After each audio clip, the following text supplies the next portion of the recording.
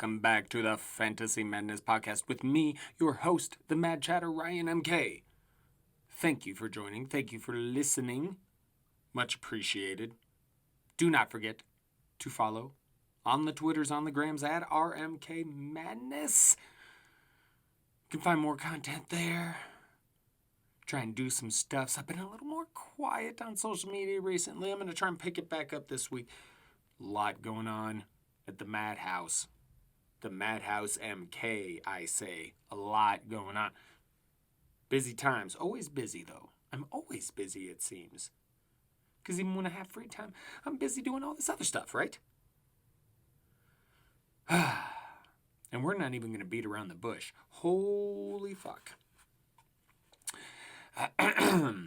Holy fuck. What a Sunday. Rough week 2, fantasy-wise for me, a little bit. I'm not even joking. I could post it on Twitter. I have 2 leagues, 2 of my most important leagues, where I scored the second most points this week. But I just so happened to play, in both leagues, the 2 teams that scored the highest amount of points. So in both leagues, had I literally played any other team, I would have won. Ouch. One of those, I'm now 0-2. Ouch. Ouch. Oh, man. Still, the one I'm 0-2 in, I got Michael Thomas. He's out. Still, second most amount of points. Felt pretty good. Except for, I'm playing the person that scored the most. It's just not fair. And the Nuggets lost game 2 on a last-second 3 by Anthony Davis.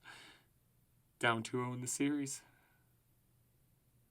But yeah, bit of a rough fantasy weekend, I'm sure. I'm not the only one because fuck, man. What the hell? All the injuries. Sunday, bloody Sunday. Fuck. You begin, and we're just going to get into it. You're going to begin with, you're right. I can't just get into it. You're right. I'm sorry.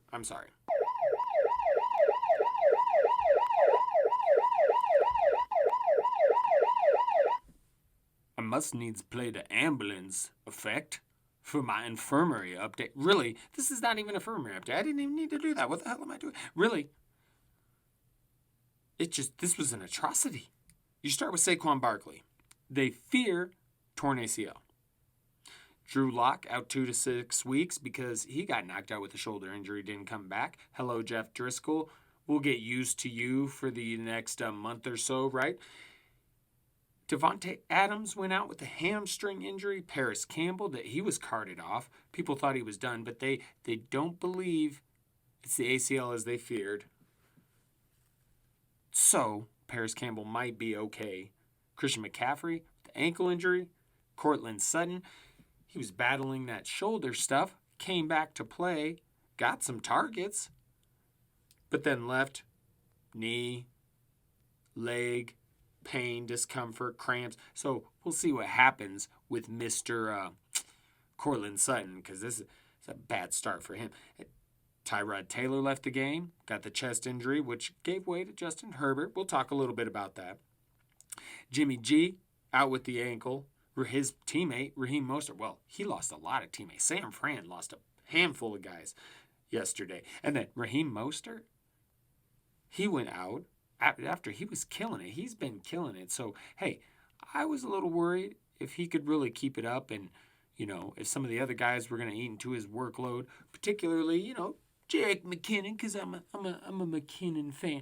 And McKinnon has got some run, but it's made Tevin Coleman kind of non-existent. But now, it appears Mr. Mostert, the mustard man, as I claimed him last year, it would appear he's got an MCL sprain. So, 49ers in a little bit of trouble. And then, Cam Akers went out with the rib injury. That's a shame. I was expecting more from him. And, man. And I mean, this wasn't even all of it. Because you can't even account for all the defensive players. I'm not even going to get into that. Holy shit. Bosa? I mean, it was just bloodbath. Bloodbath. Blood galore. Hence the Sunday Bloody Sunday. Like, Jesus, man. I mean, remember all the times, all the pods leading up to the season. I preached depth. We didn't know how the season was going to go. It was going to be great. Now, I didn't imagine you'd have an insane rash of injuries like this, but it did mention that certain things, not having it, like preseason, lack of training camp, I understand why. And I understand why the players wouldn't want preseason. But it's also, man, this is a lot of injuries. They're piling up. They're piling up. I mean, I definitely didn't have this massacre in mind when I was talking about depth, but hopefully you're set. And in a lot of leagues, I'm looking pretty good. Otherwise, we're just going to get more and more opportunity, even deep dynasty leagues, to play the waiver wire because, well, fuck. So it's insane. It's insane. And I'm with Odell on this one. He tweeted, hey, prayers and thoughts, something like that. I really should have looked at the tweet. But he got his thoughts out there for the players because fuck yeah.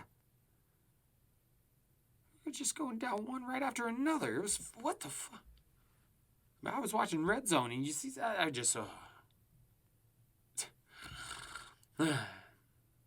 But before I get into week 2, I've got to throw some punches real quick. I got to talk about a team that was at one point in time near and dear to my heart. Now, over the past several years, well, 3, 4, it's probably been more like 2 or 3 maybe, but over the past few years, I've started to distance myself from them. And hey, being here in Denver, Colorado, living here, kind of get a liking for the Broncos. You can't help it. And I grew up in Colorado before moving away, so there was always a little bit of that there. I could just never, my mom used to drive me crazy with the Broncos stuff, so I could just never completely latch on. But whilst I was not living in Colorado, I attached myself to another team. And I've been very disappointed with that team as of recent. And I kind of essentially denounced my fandom this offseason based on some moves that they made. And so, now seeing it play out, I mean, of course, it's the first 2 weeks of the season. It could get better. But 0-2, looking like one of the worst fucking teams in the NFL. It's not good. It's not good. And of course, I'm talking about the Minnesota Vikings. Now, this is a team that, after I moved to Iowa, which, when I was a teenager, and, they have no professional sports team, obviously. And in that general area, you tend to latch on to the NFC North teams. There's some Chiefs fans there too, and then you see the bandwagon fans, Broncos fans, Patriots fans. Any team that wins the Super Bowl, really, you see those jerseys start popping up all over the place. But it's a lot of NFC North, Packers, Bears, Vikings. And I moved there at a time, and there was a short period of time where I kind of got out of watching sports. But when I got back into sports, I remember it was when I was living in Iowa, and I began watching football again, and I came across the Minnesota Vikings and a little squad that had a trio nicknamed 3 Deep. And they had Randall Cunningham, And it was just awesome. And then they began to evolve. They got Dante Culpepper. You saw Randall Smith or Robert Smith. You just see all these great players under Denny Green. And I just became such a fan. And it's really been torture since then. I mean, even that was torture, if you really think about it. The Vikings fandom is a torturous thing. And I stuck with it. And I was just like, hey, no, this is my team. No, this is my team, the Vikings. But now it got to the point, well, not now, a couple years back, obviously. And this maybe even started before that. It was getting to a point where it was like, when are they going to do what all the great teams are doing, the great organizations are doing? You know, we did the Brett Favre thing. Yeah, that was exciting, but I mean, they tried bringing in Donovan McNabb. I mean, and it's like they don't trust themselves to draft quarterbacks because it was Ponder. And then it was Bridgewater, who looked very promising, and then he got hurt and they gave up on him.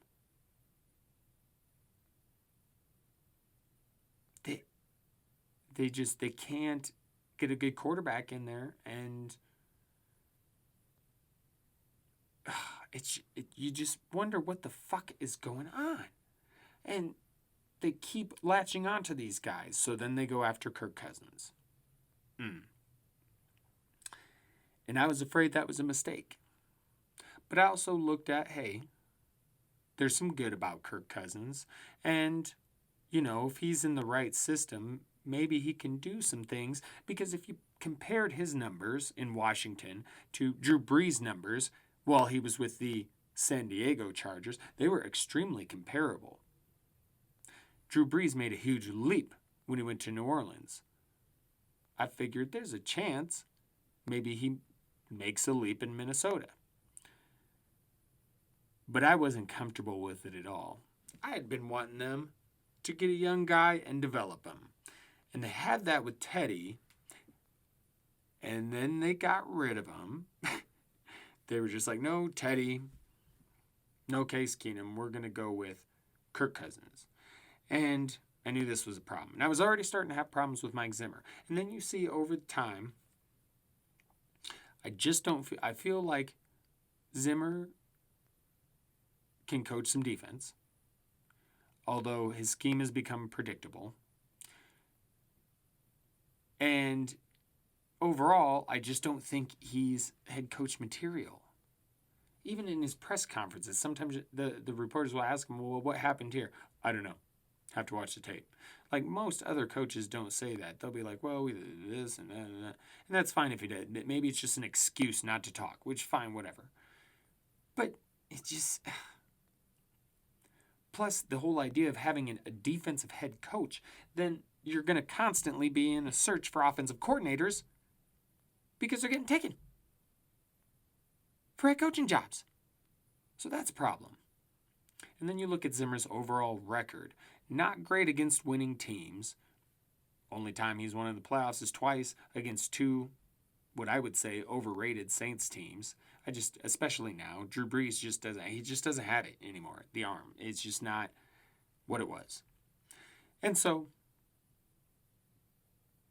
what happens in a contract year for Cousins, Zimmer, Spielman, when you can say, hey, let's see what you fucking got? In a contract year. For whatever reason, I don't know if they were afraid Mike Zimmer was going to go take the Vikings to the Super Bowl and then have to pay him and Kirk Cousins a shit ton of money. Wasn't going to happen, no matter what. But maybe that's what they were afraid of. I don't know. Or maybe they're just fine with mediocrity. Maybe they're just fine with that get to the playoffs every other year shit that the Vikings been doing, because that's what they've been doing. Maybe they're okay with that. But to me, that says you're okay with mediocrity, with being average, with just making money. You're really not pushing to do everything you can to win a fucking Super Bowl. And that's what the Vikings fans crave.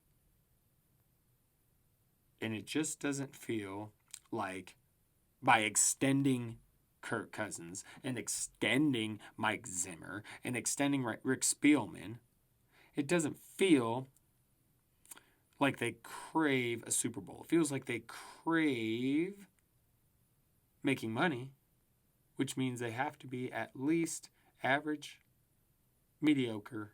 They're fine with mediocrity because if they wanted more, they would have let this season play out. And now, it's proven more and more again that if things aren't perfect for Kirk Cousins, that he's just straight garbage. And Mike Zimmer, no matter how good you are, when you have to essentially replace your defense, half your defense in a year where you don't get the same amount of time to try and do that, it's going to be rough. It's going to be rough. So, the Viking ship is going down. And you look at their schedule, they got the Titans and then the Texans, and then you just look, it's a rough schedule. They'll get Danielle Hunter back. Okay, sorry. I'm done. I see I've wasted a lot of time on the Vikings. But the point is, fucking dumbasses. And that's likely what they extended. They extended the mediocrity because I don't think the Vikings are going to bounce back and make the playoffs. Okay, I know it's 0-2. Still plenty of the season left to go, but nothing about this says playoff team or that they can turn it around quickly enough to become a playoff team, which means they're going to continue to follow that pattern of in the playoffs, out the playoffs, in the playoffs, out the playoffs. I just feel bad for Dalvin Cook and Adam Thielen. It's going to be rough. And probably Justin Jefferson. There's some guys, man. It's just rough. It's just rough. But hey, that's what you get. Sorry for ranting on the Vikings. I just had to do it a little bit because it's been,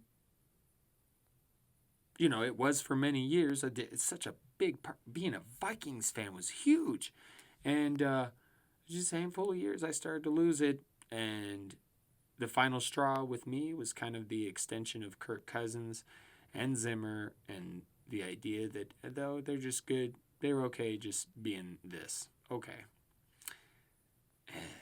And then you see the start of the season for them, and it's like I had to rant a little bit. I was kind of laughing today. Because my fandom is pretty much gone. I still cheer for them, but I'm no longer a fan. And I could tell today because it wasn't destroying me what was going on the television. Nope. I was just kind of like, of course. So, yes. And I know some will say, oh, you abandon your team? I want to root for organizations. I've rooted for all the Minnesota organizations for a long time. And they all do the same stupid shit. Now, maybe the Twins turn around, and I still got love for them all around. But part of it is, I want to see organizations do better. I don't like rooting for shitty organizations in general. It's not just the team. Teams have shit years. It's about the organizations. And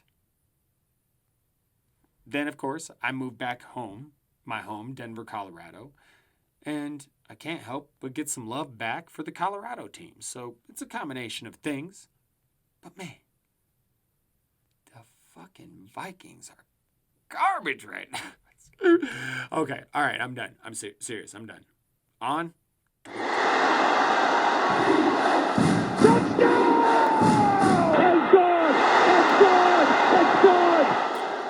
Week 2. Let's get into the madness and the thoughts.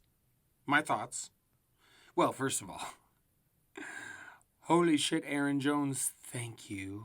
I love you. You have validated so much of what I've been saying over the offseason to all these people who said A.J. Dillon would make this huge impact right away.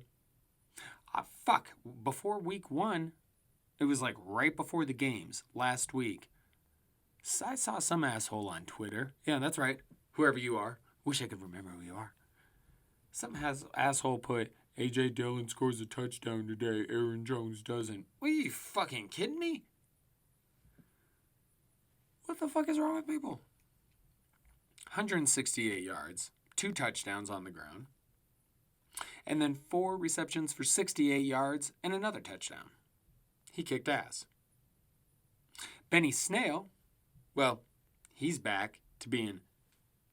well, I fucked that up, really, because I was supposed to say Benny Snell, and then... Anyway, he's Benny Snell again. Oh, no. I'm going to blame it on the sleep again. That's what I'm going to do. That's what I'm doing. Anyway, despite rumors, Connor pretty much got the bulk of the workload. 16 carries, 106 yards, a touchdown. So, I think we can say Connor's going to be fine. Everybody was freaking out. I got into a conversation on Twitter. The question was, now, who would you rather get off the waiver wire? What's your priority? And it was between Benny Snell, Joshua Kelly, and Nyheim Hines.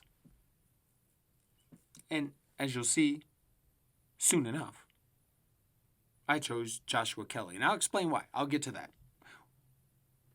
We'll get back to that. It's like, yes, cliffhanger. We'll get back to it. Ooh. Also for Pittsburgh, Deontay Johnson, 13 targets, 8 for 92, and a touchdown. And I think there's a lot of ideas coming into this season that Juju was going to be fine, but he's not going to be with Pittsburgh. So it's likely going to be, at least in Dynasty, after this year where you really get the most out of Juju. Because if they're not going to sign him again, they really want to get the next guy into that lead role, right? Which seems like Deontay Johnson. I still like my James Washington making plays here and there, but he is going to be very dependent on the touchdowns. Didn't get one today, but you know who did? Chase Claypool. And 3 catches for I don't remember, but he did get a touchdown. So, all right, the Rook making some noise. Then we move on to the Colts, who spanked the aforementioned Vikings. I guess they didn't really. They should have. It should have been a worse score. Phillip Rivers and them Colts left some points on the field. Rivers better get his shit together. But Jonathan Taylor went to town. Nyheim Hines literally had 1 touch, 1 target, 1 catch. That's it. Yeah. So again, all those who wanted to rush out to anoint Benny Snell this and Nyheim Hines that wasn't paying attention. Once James Conner hit that full participation, it was pretty clear he was going to be the guy. Now, was I slightly concerned Benny Snell would get some more touch? Sure. But even if they gave Benny Snell some work, they were still going to go with Conner at first. And if he's running well and his ankle's okay, he was going to get some work. And hey, he did. He got the bulk of it. So did JT. Jonathan Taylor. Nyheim Hines. 1 fucking catch. Jonathan Taylor, he got a few catches. And he also went for 101 yards and a touchdown. And then the other big thing was Mo Alley-Cox. This is someone I was preaching during the offseason. Remember when I'm telling you to get these late round tight ends? Mo Alley-Cox freaking went balling today. 5 catches for 111 yards. And, I am disappointed. I mean, we talked about previously about the Paris Campbell injury, and that's definitely not good for the Colts. But maybe that means we see a little bit more of T.Y. Hilton, because up to this point, there's been a lack of T.Y. Hilton. I mean, where's the T.Y. Hilton signings at? But maybe eventually we get some more T.Y. And he's going to have to step up if Mr. Paris Campbell is out for a while. And it looks like he might be. For the Bills, Josh Allen went to town. 417, 4 touchdowns. Diggs, 8 for 153 and a touchdown. And, good game for the Bills. We'll see what happens when they play the Rams next week, the vastly improved from 2019 Rams, because the Bills, that was two very close games against the Dolphins and the Jets. So we'll see how next week goes. But hey, great game for the Buffalo Bills today. Very good game. And then for the Dolphins, I will say, Mike Gesicki, good God. 8 for 130 and 1. He was another tight end I really like this offseason. Great to see him doing some good stuff. The running back situation is interesting. Jordan Howard not doing a whole lot with his share. But Breida got a little more involved this week. And I really feel like Myles Gaskin. I've been talking about him. But I really feel like he's taken over Jordan Howard's spot. It's going to be the Breida Gaskin show. And I mentioned that last time. This is kind of, or last pod. This is kind of playing out as I anticipated. You gotta love when that happens, right? Yes. It's good to be right. It's fun to be right. You know what is not fun? Where the fuck is Preston Williams? Where the fuck is he? I'm just saying. I really enjoyed the Cowboys comeback. That was a lot of fucking fun. Dak went ham. 450 yards. 4 touchdowns. 3 of them were rushing. Both Lamb and Cooper both went over 100. And the Falcons got to be killing them. They just, those poor bastards. No! I know. They let another team come back after just a big lead. No! I know. Reminiscent of that Super Bowl against the Patriots. No! I know. It's insane. It really is. Gotta like that Cowboys offense. So that I would like to see more of that. Let's just keep rolling, Cowboys offense. And goodbye, Ronald Jones. I just can't wait for all the stuff on Twitter because Ronald Jones is in trouble now. There's a lot of people still into Ronald Jones. And I just kept saying, if they really liked him that much, why would they bring in Fournette? Well, maybe it's because they're less impressed with Keyshawn, but they also had LaShawn McCoy there, and then they cut Dare Ogunbowale. So you knew Fournette was going to get it going at some point, and he got it going. He got it going today. He did. For 12 touches. I shouldn't say touches. Carries for 103 yards, 2 touchdowns. And he had a couple catches. Now, he looked great in the Bucs uniform. He really did. He looked damn good today.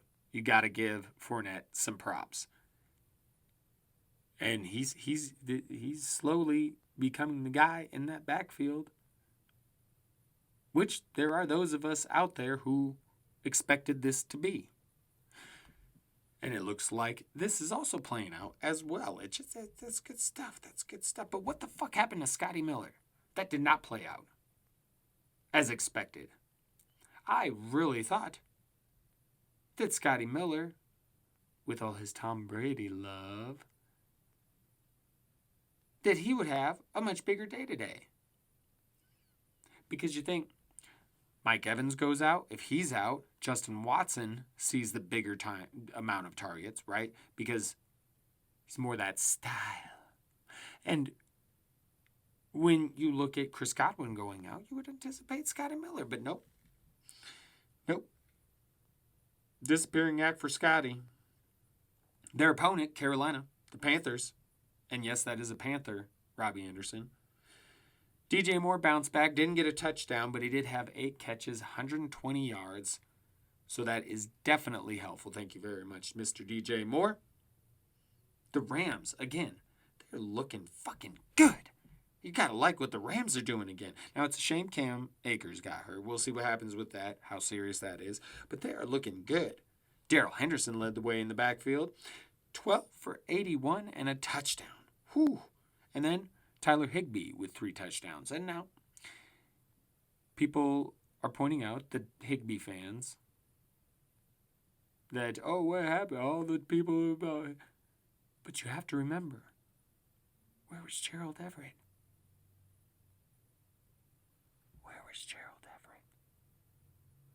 So if Gerald Everett isn't involved, then Higbee does step up. That's where all the hype came from last year. The whole point was Gerald Everett. Now, I'll have to look. Now I gotta look, for sure. But the point being is, that's when Higbee makes his waves. And that's all anybody was saying.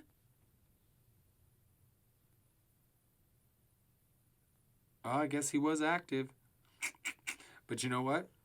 He was not on the score sheet at all. They must not have felt he was good enough to go, but he was active. All right, so, hey, maybe I should just shut up. I thought he was inactive because he was not on the score sheet at all. I didn't anytime I saw the Rams on Red Zone, I didn't see Gerald Everett anywhere. So, who knows? Maybe he was active and just, yeah. But, hey, those that like Tyler Higbee, hey, 3 touchdowns is pretty good. I wouldn't get used to that. But then again, something to keep an eye on, huh? Could be another situation where I'm proven wrong. Welcome back, Miles Sanders and Miles Sanders. So happy to have you back. Yes, I am. 95 yards and a touchdown. Not bad. Not too shabby. But the Eagles look like they might be in trouble. They look like they might be in trouble. The Rams smashed them.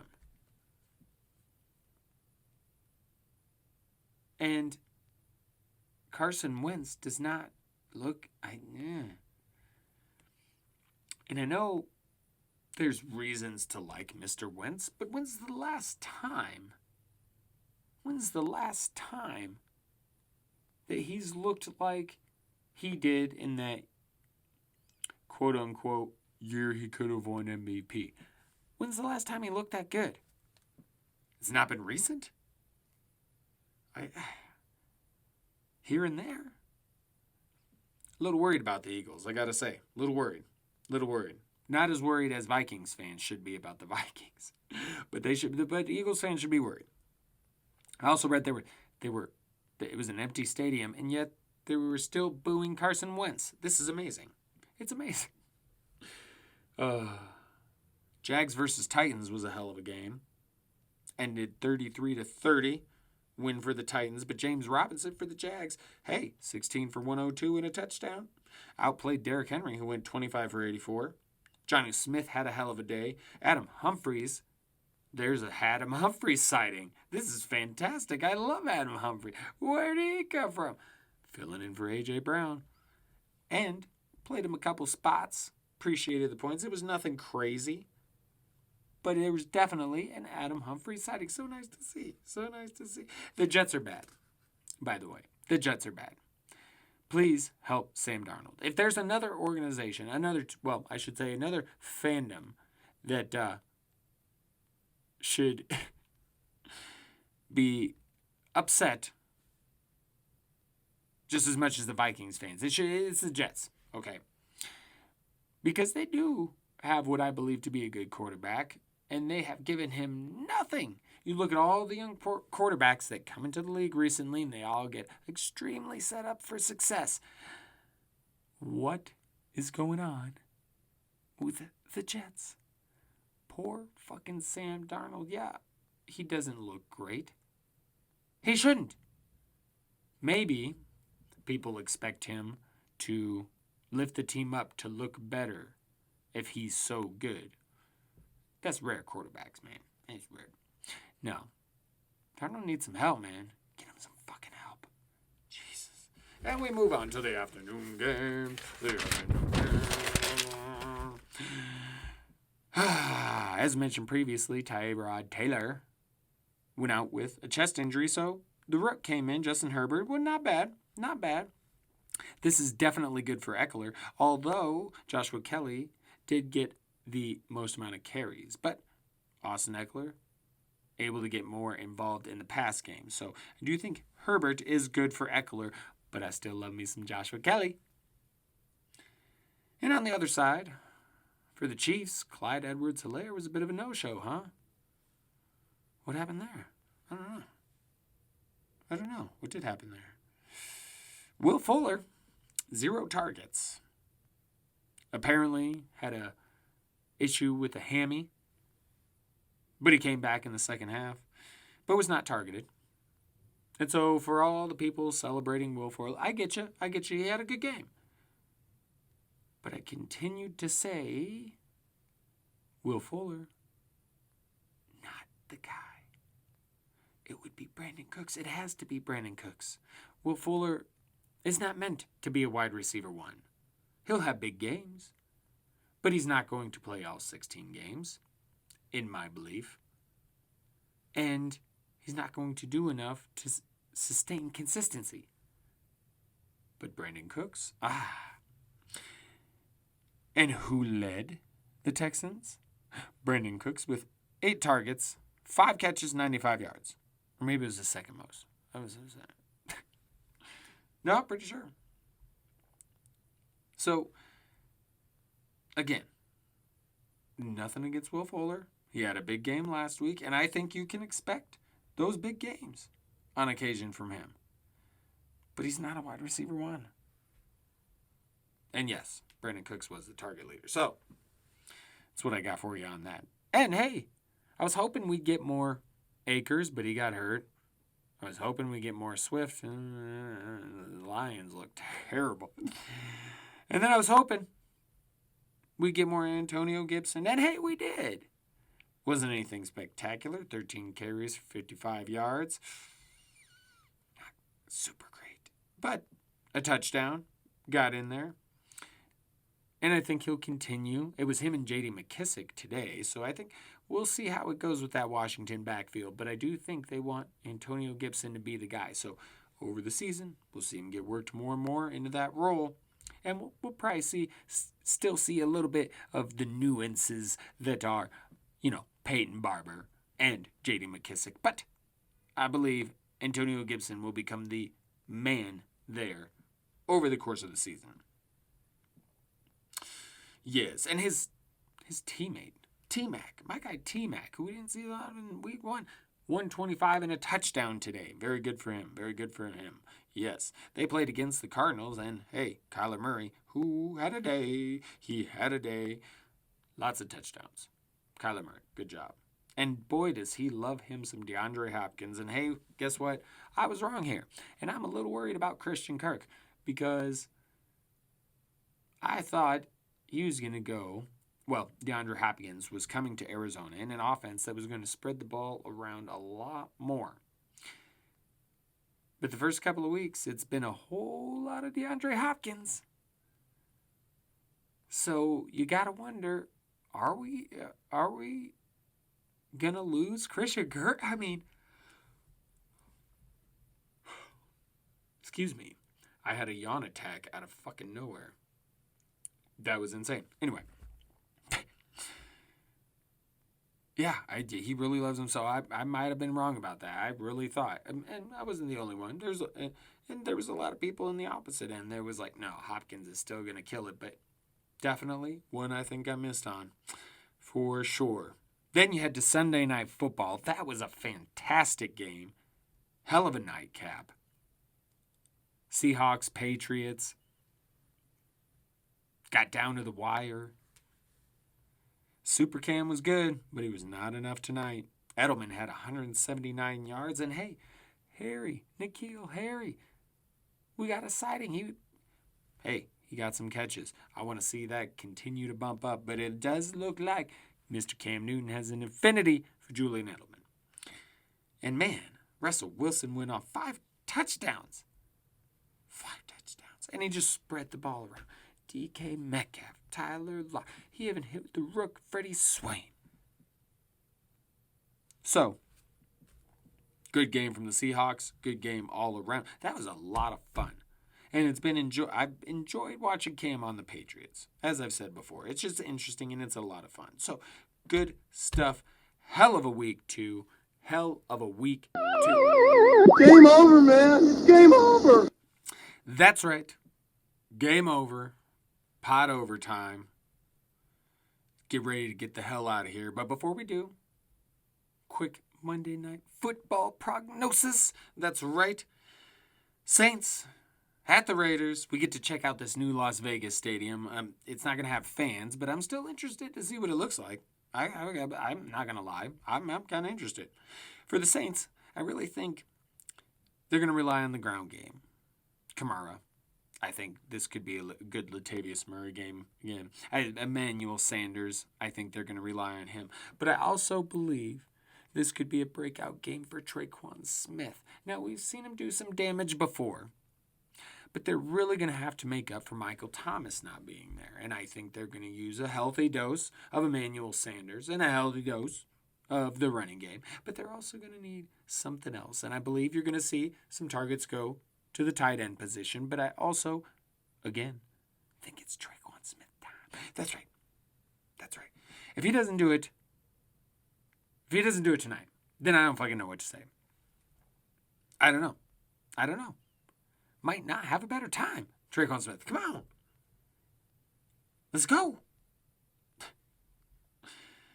Conversely, I do think Josh Jacobs, I think he has another big game in for him. I do not own enough Josh Jacobs, in large part because if I was in that area in the draft, he was either gone or I wanted Miles Sanders over him, But I do wish I had some Josh Jacobs on a team because he has played well. He's definitely played awesome to begin the year, and I look for another big day from him.